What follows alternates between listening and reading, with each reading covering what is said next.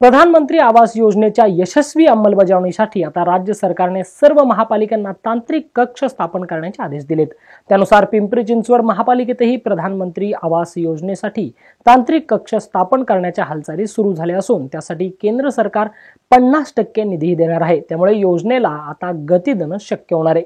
पंतप्रधान नरेंद्र मोदी यांनी देशातील प्रत्येक नागरिकाला 2022 पर्यंत घर देण्याचा संकल्प केलाय।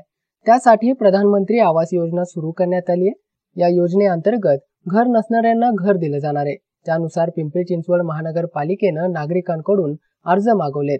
तसेच झोपडपट्ट्यांचेही सर्वेक्षण सुरू करण्यात आलंय। महापालिकेने ऑनलाईन आणि ऑफलाईन या दोन्ही पद्धतीनं नागरिकांकडून अर्ज मागवलेत। अर्ज करण्यासाठी येत्या 16 मे पर्यंत मुदत देण्यात आली आहे।